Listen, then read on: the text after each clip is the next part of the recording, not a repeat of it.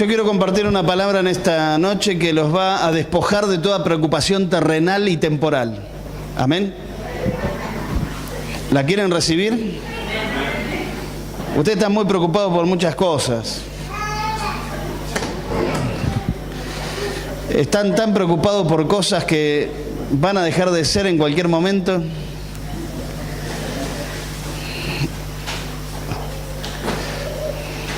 Todo esto que vemos, como dice Eclesiastés, viene con Eclesiastés en la cabeza, todo es vanidad. ¿Qué es lo realmente importante en nuestras vidas? Hermanos, ¿qué es lo realmente importante en nuestras vidas?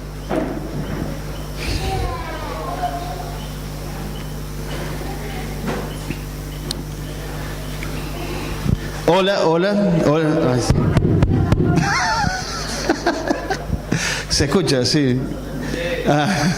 Yo pensé que no me habían escuchado. ¿Qué es lo realmente importante para nuestras vidas?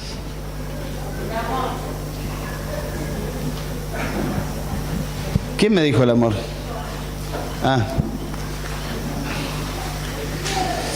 Por ejemplo, ahora es importante que prendamos la luz de afuera. No sé si ahí los...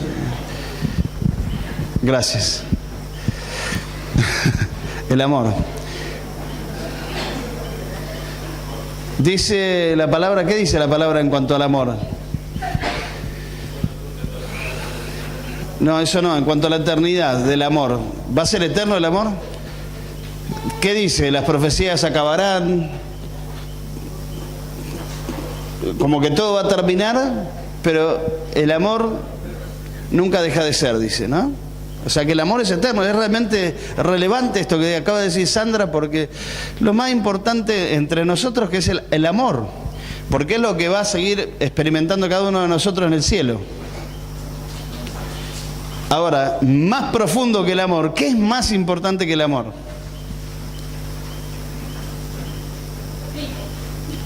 ¿Quién dijo eso? Gracias. Lo dijiste tan rápido que no identifiqué la voz. Cristo, amén, el Señor. ¿Y cómo estás con el Señor? ¿Cómo estás con el Señor? No con la iglesia, con el grupo, con los devocionales, con la lectura bíblica, con el Señor. Qué maravilloso es cuando aparece el Señor, ¿no? Uno a veces está tan preocupado, tan cargado, y dice, y bueno, como soy cristiano y voy a la iglesia y soy esto y soy el otro, voy a orar, dicen. Entonces empiezan a orar y ¿qué pasa? ¿Viste? Al principio cuesta, ¿no les cuesta cuando se ponen a orar? ¿Viste? Al principio es como que cuesta, dice, bueno, acá estoy, Señor, y empiezo a orar, ¿viste? Y empiezo a buscar al Señor, y cuando empiezo a entrar en la presencia del Señor, el Señor se aparece en ese momento, es como que todo se esfuma, ¿no? Se pierde la dimensión del tiempo, el espacio. ¿Han tenido encuentros así con el Señor? Si no lo han tenido, se están perdiendo de la película. Se están perdiendo de la película porque están en otro canal, hermanos. Si no experimentaron esto con el Señor, de que todo se fuma, todo desaparece, las preocupaciones, la vida, va a decir, no me importa nada, prefiero un día en tus atrios que 1000 fuera de ellos. Es lo que experimentaba David cuando estaba con el Señor, y él estaba ahí en el campo con las ovejitas y se llevaba el arpa en el estuche de cuero que le había hecho el papá. No, eso lo inventé yo. Ustedes están pensando dónde dice eso en la Biblia. No dice en ningún lado. Y entonces sacaba la arpita y estaba con la ovejita, se sentaba en una roca. Imagínense la película, y empezaba con la arpita y a tocar y empezaba a componer salmos y empezaba a cantarle al Señor. Y el Señor se le manifestaba y le hablaba y le daba palabras. Qué importante es estar con el Señor. Cuando en la antigüedad, y ahora voy a ir a otro punto, ¿no? Pero en la antigüedad, cuando se predicaba el Evangelio, los primeros cristianos predicaban el Evangelio, había una cuota alta de escatología. ¿Qué es la escatología? El estudio de las últimas cosas. ¿Viste? Por ejemplo, nosotros cuando hablamos del Señor o predicamos el Evangelio, creo que la mayoría de nosotros no tenemos en cuenta la venida del Señor. No tenemos en cuenta la venida del Señor. Es más, no hablamos mucho de la venida del Señor, ¿vieron? No predicamos mucho de la venida del Señor. Sin embargo, la Biblia o el Nuevo Testamento está cargado y tiene una gran connotación en cuanto a la venida del Señor. Jesús habló en cuanto a su segunda venida, Pablo recontrahabló, los apóstoles, los discípulos, la mayoría de las cartas hablan de la venida del Señor. Ahora la semana que viene vamos a empezar a estudiar Apocalipsis. Por favor, te calmas. Ya los veo que van a empezar a delirar, a flashear como locos, ¿viste? Con el dragón de 7 cabezas y todas las imágenes que se ven en la Biblia. Algunos de ustedes son peligrosos con esas cosas. Ya veo que Nelson va a empezar a dibujar un dragón de 7 cabezas, ¿no? ¿Ya lo dibujaste? Ah, ¿viste? Y está los seres, el ser que tiene 4 caras, ¿viste? Como algunos de ustedes, aunque... Fue duro eso, ¿no? Borralos. Pero vamos a empezar a estudiar Apocalipsis. Está cargado de esta doctrina que es la escatología, que es el estudio de las últimas cosas. Yo quiero que vayamos ahí a la carta que le escribió Pablo, la segunda carta que le escribe Pablo a los tesalonicenses. Segunda Tesalonicenses, capítulo 2. Martín, Carmen y María Amor.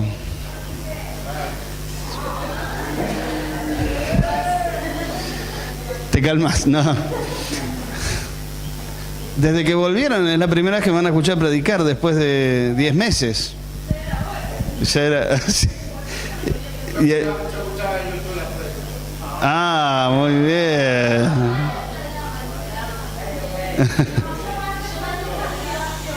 Ah, bueno.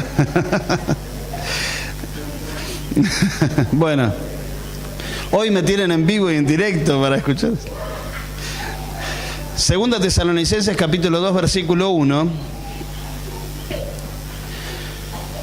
dice: pero con respecto a la venida de nuestro Señor Jesucristo y nuestra reunión con Él, os rogamos, hermanos, que no os dejéis mover fácilmente de vuestro modo de pensar, ni os conturbéis ni por espíritu, ni por palabra, ni por carta, como si fuera nuestra, en el sentido de que el día del Señor está cerca.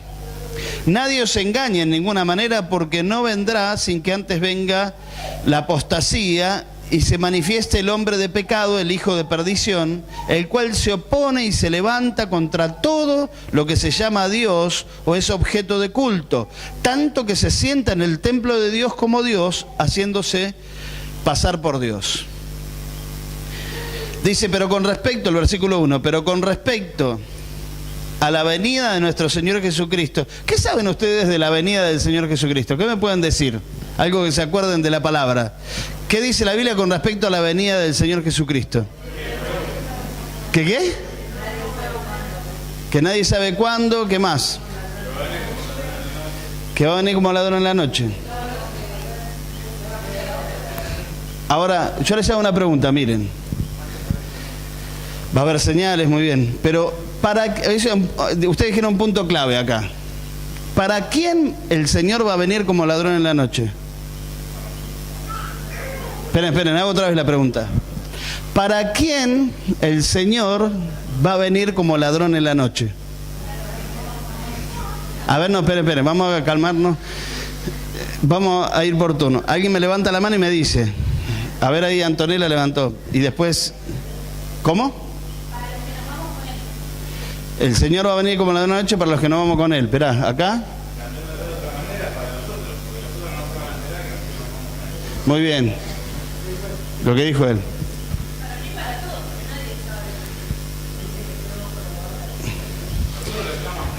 Miren, vamos a la palabra, pues yo no tengo nada que decirles con respecto a esto, la palabra dice todo.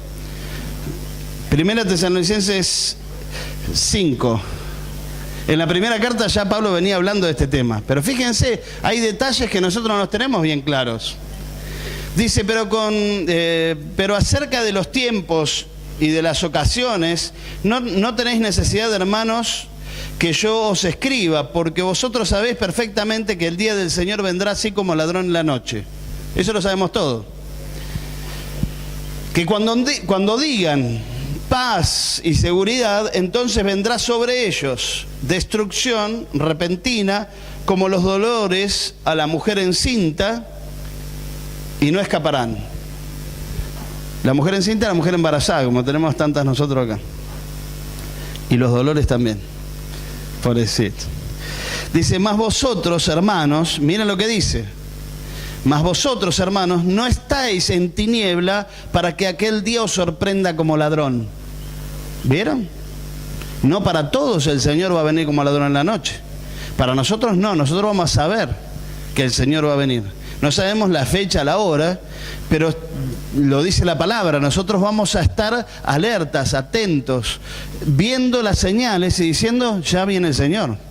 ¿Y qué vamos a hacer? Como enseñó Jesús, estar con nuestras lámparas con aceite, estar preparados, estar atentos a esas señales. Por eso es muy importante que nosotros sepamos estas cosas. Otra de las cosas que le escribe Pablo en la segunda carta que nosotros tenemos que saber es esto que dice. Acá habla de un hombre, del hombre de iniquidad o de maldad, el hijo de perdición, el hombre de pecado.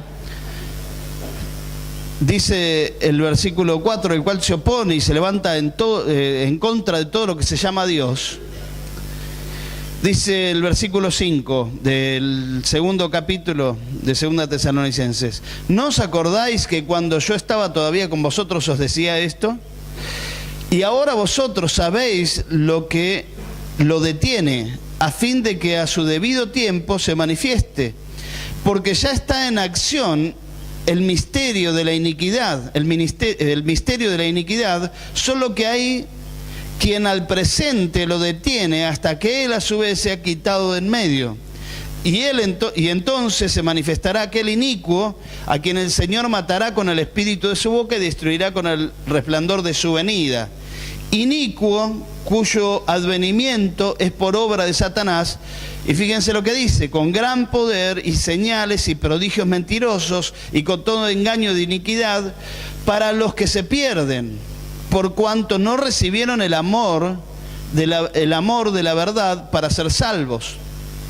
Por esto Dios les envía un poder engañoso para que crean la mentira, a fin de que sean condenados todos los que no creyeron a la verdad, sino que se complacieron con la injusticia. Pero nosotros debemos dar siempre gracias a Dios respecto a vosotros, hermanos amados por el Señor. Ahí lo calma, ¿viste? Pablo los calma un poco, dice, viene muy afilado con los botines de punta, dice, pero nosotros debemos dar siempre gracias a Dios respecto a vosotros, hermanos amados por el Señor, de que Dios os haya escogido desde el principio para salvación, mediante la santificación por el Espíritu y la fe en la verdad. Ahora, ¿qué es lo importante de esto, de la venida del Señor? No tenemos que estar enfocados en este inicuo que habla muy poco, ¿viste? La palabra de este hombre de maldad, de este hombre de hijo de pecado, que está puesto por Satanás para engañar. ¿Y a quiénes va a engañar? Lean ahí sus Biblias. Muy bien, a los que no recibieron, a los que no creyeron en el Señor, no creyeron en la palabra, no creyeron en el Evangelio. Y Satanás los va a engañar con un hombre poderoso, un hombre espléndido, un hombre que hace milagros, señales, prodigios, pero que son engañosos. ¿Para qué? Para desviar a aquellos que no creyeron. Ahora yo les hago una pregunta. ¿Esos que no creyeron estaban dentro de la iglesia o fuera de la iglesia? La iglesia me refiero al cuerpo de comunidad, ¿no? De creyentes.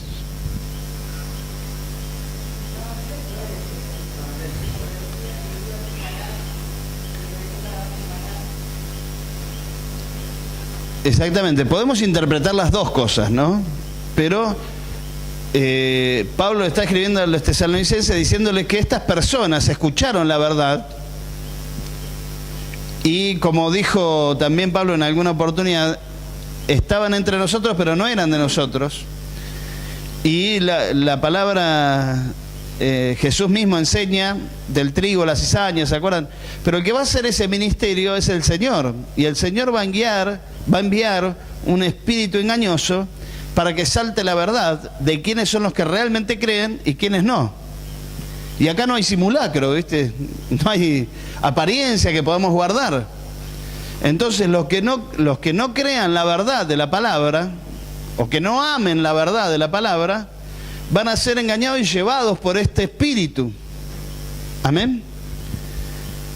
O por esta persona que va a engañar, que algunos estudiosos dicen que no es una persona en sí, sino que esta persona representa algo que va a suceder en todo el mundo antes que venga el Señor. Se entiende, ¿no? Que no es una persona física, sino que va a haber, se va a repetir esta situación en todo el mundo. Por todos lados va a haber personas que van a hacer prodigios, señales, y muchos los van a seguir y se van a apartar de la verdad, siguiendo, como dice Pablo en otra carta, espíritus engañadores. Ahora, ¿qué es lo importante de todo esto? ¿Qué es lo importante de todo esto? Lo importante de todo esto es saber dónde nosotros tenemos que enfocarnos. Leyendo otra vez, vamos a volver a leer, y yo quiero que ustedes me ayuden a descubrir en qué cosas nosotros tenemos que enfocarnos, sea porque las dice la palabra, o sea en contraposición a algo negativo que está diciendo. Como por ejemplo, leamos, ¿no? Dice: con respecto a la venida del Señor Jesucristo, en nuestra reunión con Él, os rogamos, hermanos, que no se dejen mover fácilmente de nuestro modo de pensar, ni os conturbéis ni por espíritu, ni por palabra, ni por carta como si fuera nuestra, en el sentido de que el día del Señor está cerca. Me gustaría que lo leamos. Nueva versión internacional. ¿Lo podemos poner, la nueva versión internacional, por favor? Segunda Tesalonicenses capítulo 2, versículo 2.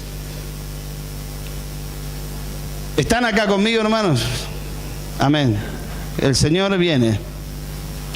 Fíjense lo que dice: no pierdan la cabeza.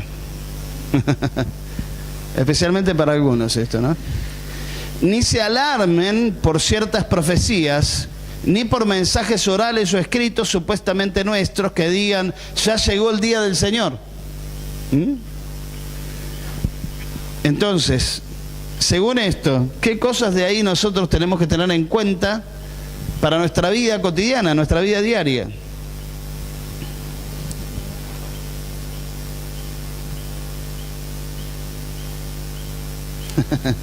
Se escucha el grillo en serio, ¿ves? Sí.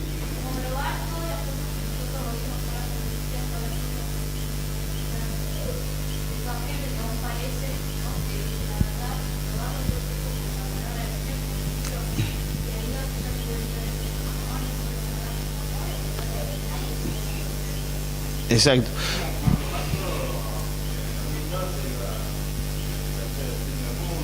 Claro.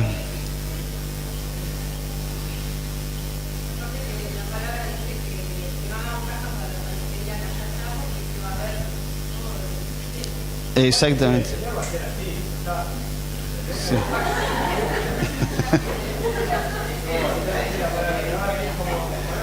Sí. Sí.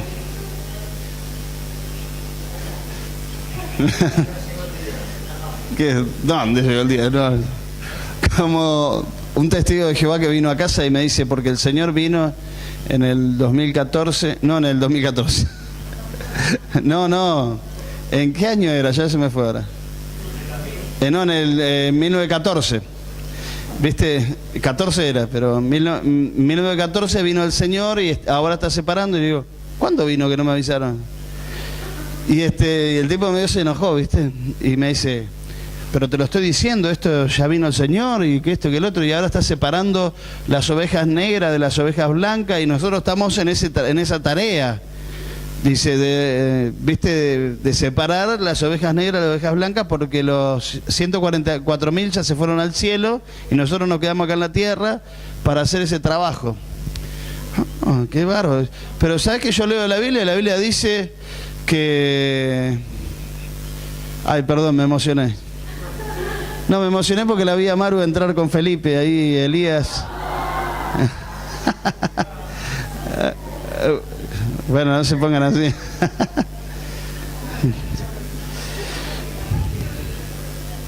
Bienvenidos, hermanos. Aunque llegan tarde, bueno, los perdonamos, pero...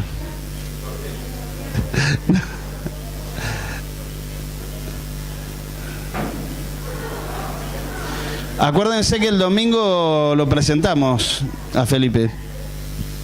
Bien, seguimos que nos desconcentraron ustedes. Entonces, testigo de Jehová le digo, si la Biblia dice que así como el alba sale y el sol y se ve en todo el mundo, el Señor es más grande que el sol, le digo, y todo el cielo, todo el mundo lo va a ver en el cielo. Y se empezó a enojar, ¿viste? Y me empezó a gritar. Y la mujer le dice, pará, calmate, soltame, le decía, ¿viste? Le digo, no, pará, así no hablamos, le digo, en estos términos, no, estamos hablando del Señor. Y digo, no, pero ustedes no creen nada, y que esto, que la otra, se van a ir al infierno. Empezó, ¿viste? Estaba desquiciado el hombre. Le dije, bueno, está bien. Le digo, nos vemos allá.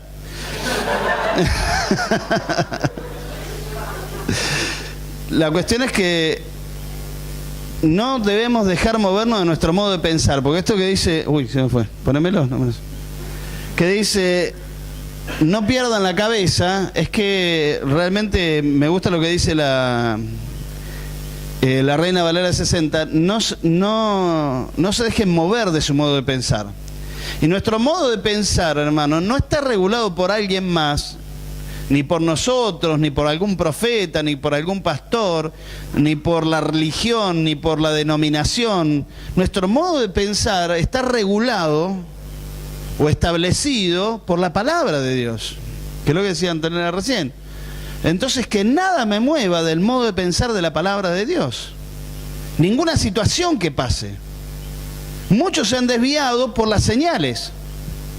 No digo que no tiene que haber señales, hay señales, pero son señales engañosas, enviadas por Satanás para desviarnos de la verdad. ¿Está bien?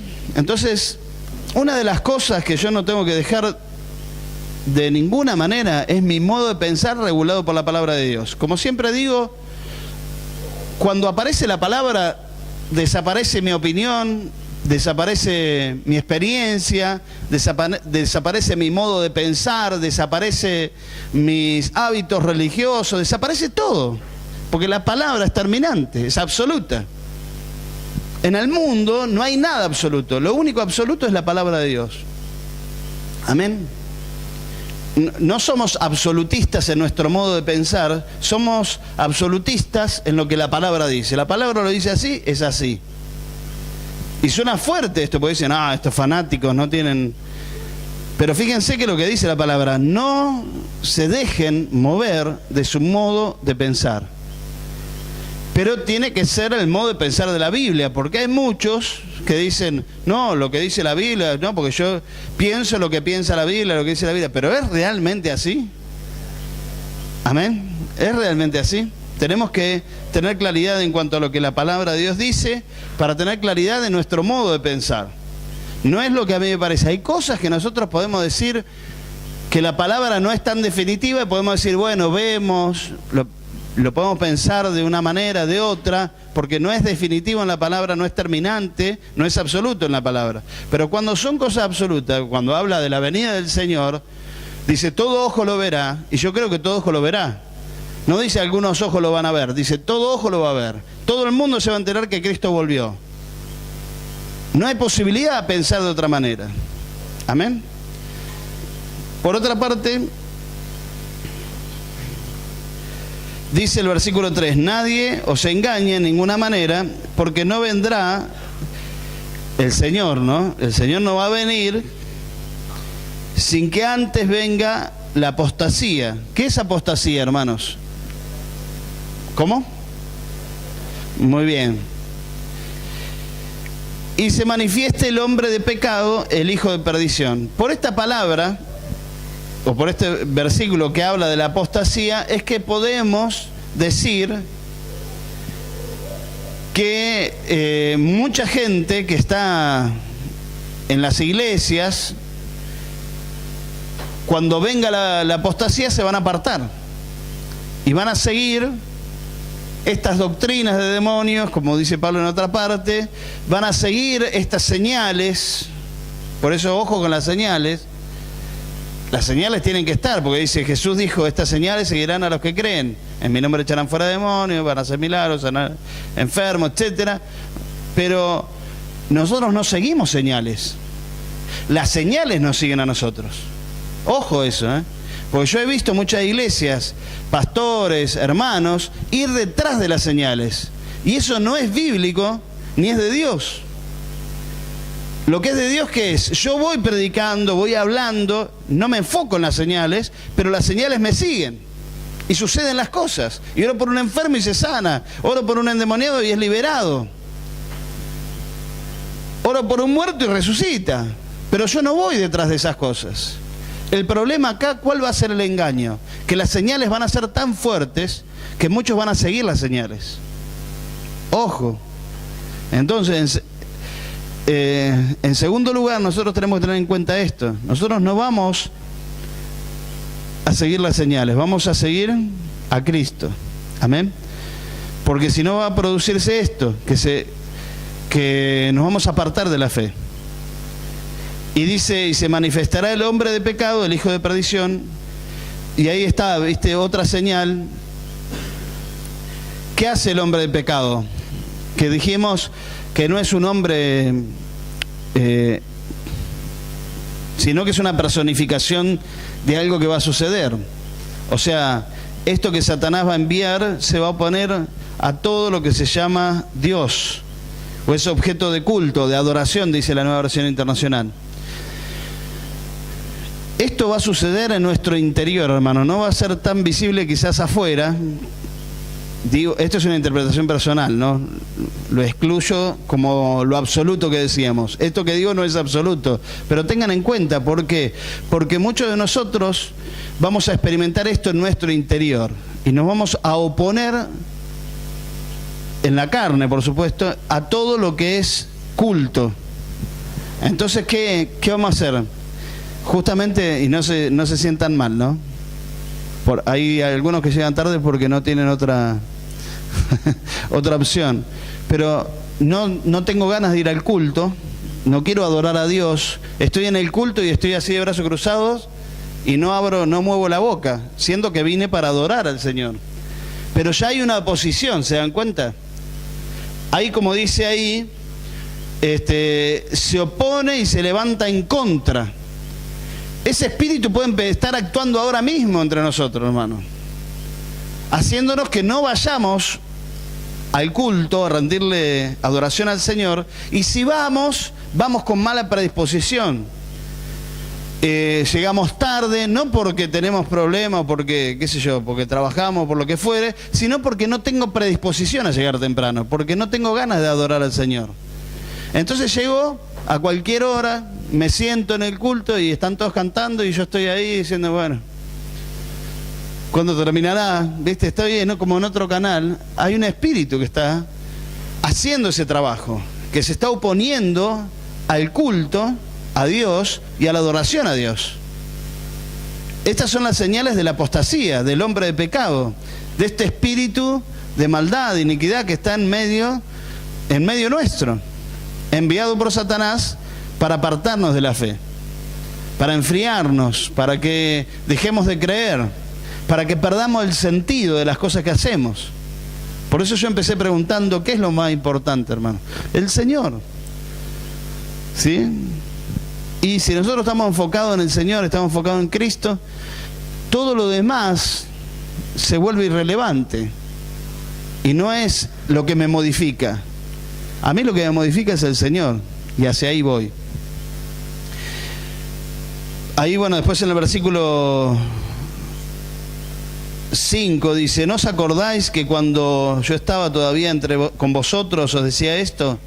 Y ahora vosotros sabéis lo que lo detiene, a fin de que a su debido tiempo se manifieste. O sea, finalmente este hombre de iniquidad no se manifestó con todo su poder, porque hay algo que lo detiene, o alguien que lo detiene, que acá no lo dice, ¿no? Dice, porque ya está en acción el misterio de la iniquidad. Fíjense lo que dice, ya está en acción el misterio de la iniquidad. Iniquidad, ¿saben qué es? Muy bien, maldad. Solo que hay quien al presente lo detiene hasta que él a su vez sea quitado de en medio. Y entonces se manifestará aquel inicuo a quien el Señor matará con el espíritu de su boca y destruirá con el resplandor de su venida. Inicuo cuyo advenimiento es por obra de Satanás, con gran poder y señales y prodigios mentirosos, y con todo engaño de iniquidad para los que se pierden, por cuanto no recibieron el amor de la verdad. Yo dije hoy, para ser salvos, yo dije hoy, bueno, las cosas que nosotros tenemos que hacer, o en las cosas en que nos tenemos que enfocar, y acá lo dice, lo tendríamos que decir en contraposición a lo que está diciendo. Acá, los que se pierden, ¿por qué se pierden? ¿Por el engaño? Tengamos en claro esto. ¿Por qué se pierde esta gente? Muy bien. Ahí en la Nueva Versión Internacional, el versículo 10, si lo podés proyectar, del capítulo 2 de 2 Tesalonicenses. Miren lo que dice, con toda perversidad engañará a los que se pierden por haberse negado a amar la verdad. Me gusta como lo dice acá, ¿no? Por haberse negado a amar la verdad y así ser salvos. ¿Quiénes son los que se pierden entonces? ¿Los que son engañados? No. Son engañados, es al revés, fíjense. Son engañados los que se pierden. ¿Y por qué se pierden? Porque no amaron la verdad. Wow, es muy diferente a veces a lo que nosotros pensamos. Y aún nosotros condenamos y salvamos sin tener en cuenta lo que la palabra del Señor dice. Los que se apartan de la fe no se apartan porque fueron engañados, se apartan de la fe porque no amaron la verdad. Es muy diferente a veces a lo que nosotros estamos acostumbrados a pensar o decir. Claro, exactamente, por no haber amado la verdad, porque la verdad no estaba en ellos.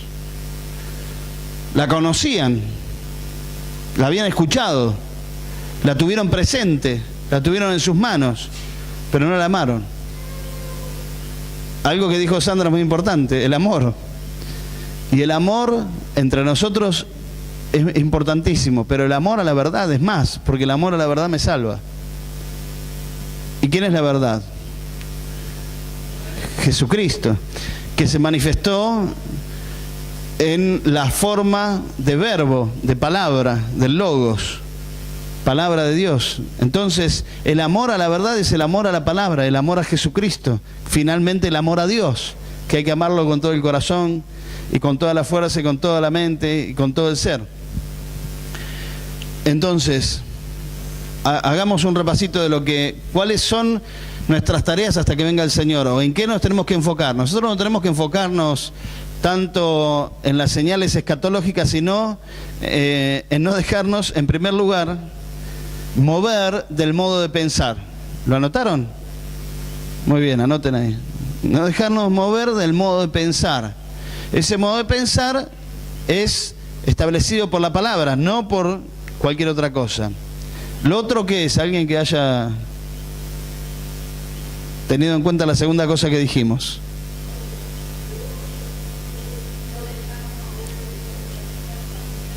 Muy bien. Porque dice, nadie os engaña en ninguna manera, ¿no? Y la manera que vimos que este espíritu, esta persona nos va a engañar es con las señales, los prodigios, los milagros, que son mentirosos, son señales mentirosas. Nosotros no vamos detrás de las señales nos siguen a nosotros. En tercer lugar, ¿qué dijimos? En contraposición a lo que decía, que los que se pierden por no amar la verdad. Entonces, ¿nosotros qué tenemos que hacer? Amar la verdad, amar al Señor, amar su palabra. Y finalmente, Vamos a leer para... No digo para ir terminando porque falta un cachito, pero después me miran con cara de reclamo. Dice el versículo 13, pero nosotros debemos dar siempre gracias a Dios respecto a vosotros, hermanos amados por el Señor, de que Dios os haya escogido desde el principio para salvación, mediante la santificación por el Espíritu y la fe en la verdad, a lo cual os llamó mediante nuestro Evangelio para alcanzar la gloria de nuestro Señor Jesucristo. Así que, hermanos, estad firmes y retened la doctrina que habéis aprendido, sea por palabra o por carta nuestra, y el mismo Señor Jesucristo, y el mismo Jesucristo, Señor nuestro y Dios nuestro Padre, el cual nos amó y nos dio consolación eterna y buena esperanza por gracia, conforte vuestros corazones y os confirme en toda buena palabra y obra. Amén. En estos últimos versículos vemos algunas cosas también muy importantes. En primer lugar, Pablo dice que ¿por qué da gracias Pablo ahí en ese versículo, en el versículo 13? ¿Pero por qué? Lo dice ahí, ¿eh? ¿Por qué da gracia al Señor? Porque ellos fueron elegidos para salvación, escogidos desde el principio para salvación. Amén. Me gustaría que lo leamos de la Nueva Versión Internacional, el versículo 13, para que veamos un poquitito esto mediante la santificación por el Espíritu y la fe en la verdad. Dice, nosotros en cambio siempre debemos dar gracias a Dios por ustedes, hermanos amados, por el Señor, porque desde el principio Dios los escogió para ser salvos mediante la obra santificadora del Espíritu y la fe que tienen en la verdad. Hoy decíamos amor a la verdad y acá habla de la fe en la verdad. Y yo voy al revés. La fe en la verdad activa la obra santificadora del Espíritu que nos lleva no a ser salvos, sino que todo esto se da por haber sido salvados. ¿Se entiende? Entonces, ¿en qué me tengo que enfocar yo? ¿Cuál es mi parte acá? Porque si leemos, Dios nos escogió, el Espíritu nos santificó, y nosotros ¿qué tenemos que hacer? Tener fe en la verdad. No, tener fe en la verdad. ¿Qué es fe en la verdad? ¿Alguien de ustedes me puede decir? Porque yo te digo, hermano, tenés que tener fe en la verdad. Y digo todas las vocales. ¿Pero qué es fe en la verdad? Yo te digo, hermano, tenés que tener fe en la verdad.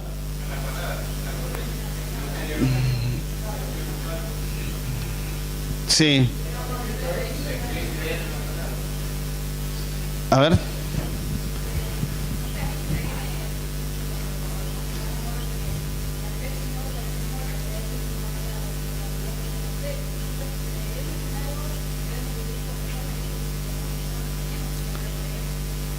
Exactamente, básicamente es eso.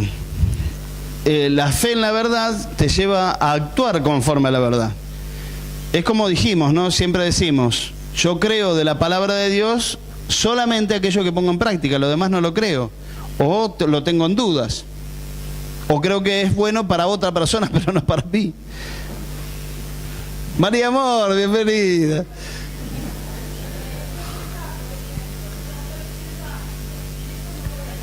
Una de las cosas que extrañábamos, ¿o no? La parte... Perdón que te interrumpa.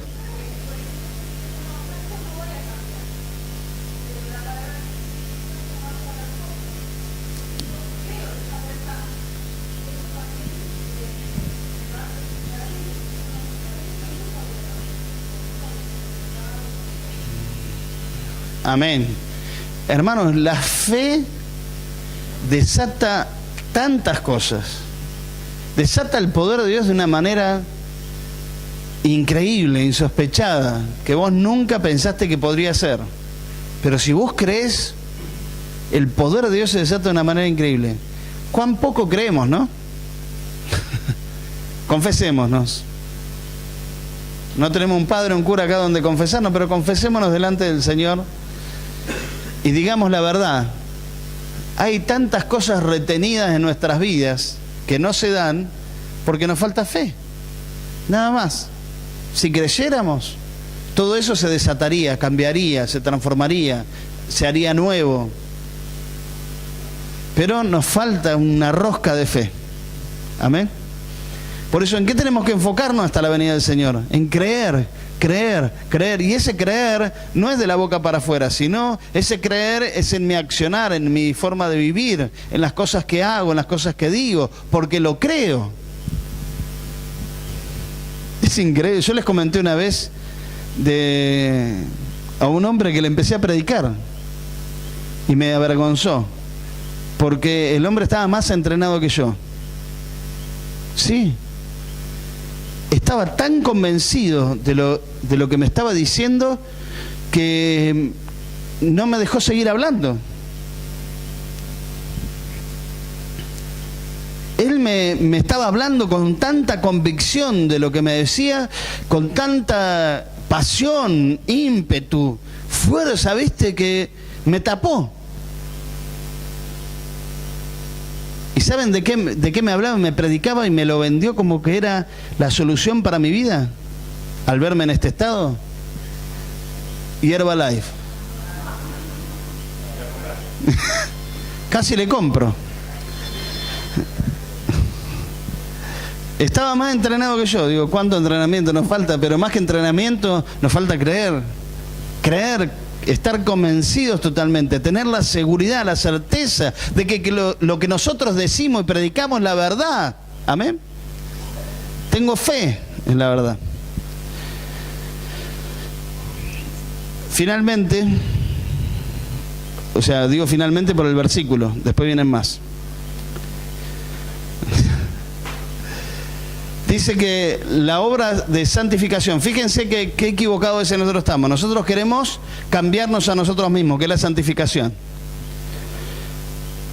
Y la palabra dice, sed santos, y que tenemos que santificarnos. Pero en realidad la obra de santificación, ¿de quién es? Entonces, ¿yo me tengo que enfocar en cambiarme a mí mismo? Yo me tengo que enfocar en cambiarme a mí mismo, es decir, me tengo que cambiar, tengo que dejar esto, tengo que dejar aquello, tengo que cambiarme. ¿Quién hace la obra? El Espíritu Santo. ¿Cuándo el Espíritu Santo hace la obra? Primero cuando yo fui salvado, primero, ¿no? Fui escogido para salvación. Pero en segundo lugar, ¿cuándo el Espíritu empieza a actuar en santificación? Cuando yo empiezo a creer. Entonces, ¿qué es lo que tengo que hacer yo? Creer. Creer. Creer y dar los pasos en fe, no en la seguridad del razonamiento. Pues nosotros hacemos todas las ecuaciones, nos armamos todo el cuadrito y decimos, bueno, ahora sí, doy el pasito. Ay, qué lindo, di el pasito de fe. Pero eso fue fe, no. Dar un paso de fe es cuando vos no ves nada, no tenés la seguridad de nada, no sabés qué va a pasar y sin embargo decís, dicen firme, estaba ahí el Señor. La imagen de Pedro en el agua, ¿se acuerdan? Ok. Amar la verdad, poner en práctica la fe a la verdad. Y dice el versículo 15, así que hermanos, estad firmes y retened la doctrina que habéis aprendido, sea por palabra o por carta nuestra. ¿A qué se refiere con la doctrina?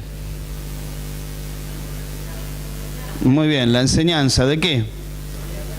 De la palabra, de Cristo. Qué importante es aprender. Qué importante es conocer la palabra. El otro día hablábamos con algunos hermanos. ¿Ustedes conocen la Biblia?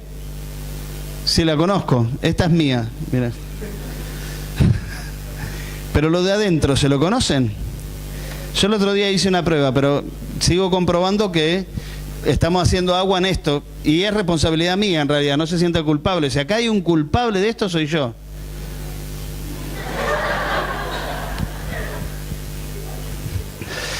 Hermanos queridos, el Señor está cerca.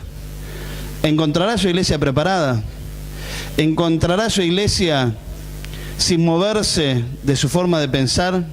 ¿Encontrará su iglesia siguiéndolo a él y no a las señales? ¿Encontrará a la iglesia amando la verdad, teniendo fe en la verdad, o sea, poniendo en práctica lo que cree y lo que dice?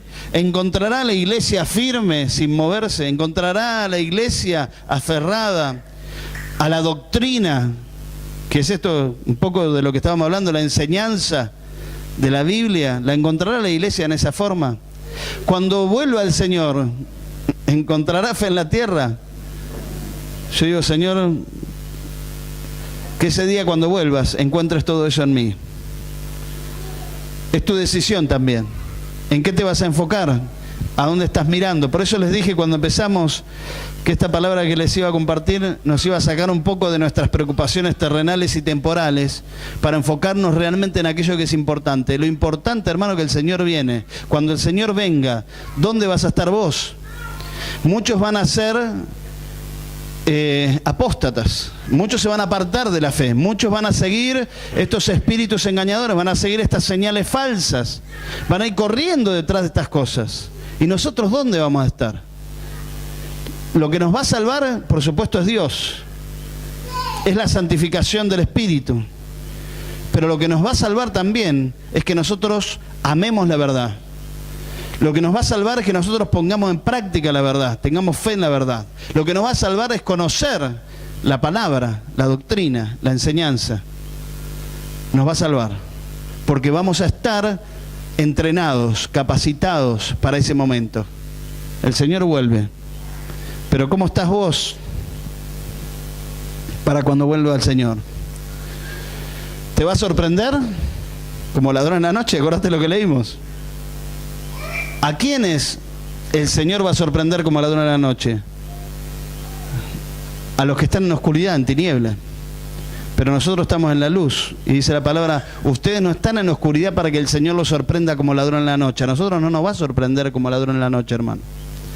Porque nosotros lo vamos a estar esperando. En cualquier momento el Señor va a golpear la puerta. ¿Hay aceite en tu lámpara? ¿Estás preparado? ¿Estás listo? ¿Estás atento? ¿Estás alerta? ¿O estás embarullado en tantas cosas del mundo y de las cosas terrenales y temporales que no sabes ni para dónde vas? Desenchufate todo eso, enchufate con el Señor. Vamos a hacerlo ahora, ¿les parece? Pongámonos de pie.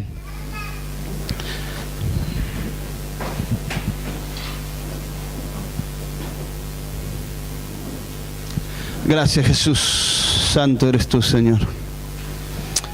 Comencé a darle gracias al Señor porque algo que hacía el apóstol Pablo decía, gracias damos por ustedes que han sido escogidos para salvación. Yo creo, mi hermano, que vos y todos los que estamos acá fuimos escogidos para salvación. Si no, no estaríamos. Y no demos gracias solamente por los demás, sino demos gracias porque el Señor nos escogió a nosotros para salvación. Y eso es lo más importante y es lo que vale, es lo eterno, es lo trascendental. Por eso, cerrá tus ojos y comenzá a darle gracias al Señor porque Él te escogió para salvación. Después todo lo demás pasa a un segundo plano. Todo lo demás son las migajas que caen de la mesa del Señor. ¿Qué me importa si tengo o no tengo? ¿Qué me importa cómo me sienta? Si el Señor me escogió para salvarme. Señor, gracias por esta noche y por esta palabra que nos alerta, por esta palabra que nos despierta, que nos sacude para ver cómo estamos para cuando tú vuelvas. Que no dejemos movernos de la forma de pensar que vos estableciste por tu palabra. Que no nos dejemos engañar por las señales mentirosas, apostatando de la fe. Señor, que de ninguna manera dejemos de amar la verdad, tener la fe puesta en la verdad. Que de ninguna manera dejemos de estar firmes en ti. Y que podamos, Señor, aferrarnos cada día más y más a la doctrina y crecer en la enseñanza de tu palabra. Y aún estas cosas que hablábamos como iglesia que queremos hacer, que sirvan para eso. si vamos a enseñar estas cosas, que no sea un fin en sí mismo, que no sea una escuela bíblica por ser una escuela bíblica, que no sea, Señor, un taller o una enseñanza por ser una enseñanza en sí, sino que estas enseñanzas y todo lo que vayamos a hacer nos prepare, nos entrene, nos capacite para el día que tú vuelvas, para estar haciendo aquello que vos nos mandaste hacer, que es dar testimonio, que es predicar el Evangelio. Ahí leíamos recién, Señor, que todas estas cosas se las anunció Pablo a través del Evangelio que les predicó. Que nosotros también, Señor, estemos entrenados, capacitados en estas cosas para predicar un evangelio completo a aquellos que no creen, para que tengan la oportunidad también de creer y salvarse el día que tú vuelvas. Y oramos en esta hora, Señor, y tomamos un compromiso de estar aferrados a ti, a la verdad y a tu palabra. En el nombre de Jesús, mi hermano, ahora hace un pacto con Dios, renová tu pacto con el Señor, y que no haya nada que te deje engañar, que no haya nada que te mueva de esta forma de pensar. No te distraigas con las cosas de este mundo, con los problemas, las dificultades, las necesidades. Ni siquiera te distraigas con la tarea o el ministerio que estás haciendo para el Señor. Lo más importante es el Señor, es el amor a Él, a la verdad. En el nombre de Jesús. Toma un compromiso mayor ahora en el nombre de Jesús. Comprometete a leer más la palabra, a estudiar la palabra, a profundizar en la palabra, a escudriñar la palabra. No te quedes con lo poco que recibís en un grupo, lo poco que recibís en una predicación. Metete ahí en la palabra, profundizá, examiná, retené, memorizá. Hacelo delante de Dios, porque es lo que te va a salvar. El día que venga el engañador, a vos no te va a engañar, porque no estás en la oscuridad de la ignorancia, sino que estás en la luz de la verdad, de la palabra. Gracias, Señor, por esta noche, por esta palabra. Señor, hemos sido desafiados. Yo te ruego, Dios, que esto no quede solamente en una predicación, que no quede solamente en un sentir, sino que nos lleve a accionar como iglesia. En el nombre de Jesús, danos el querer, pero también danos el poder para hacerlo. En el nombre de Jesús, en el nombre de Jesucristo te lo pido, Señor. Glorificate, Señor, a través de todo esto. Es todo para ti, Señor, por ti.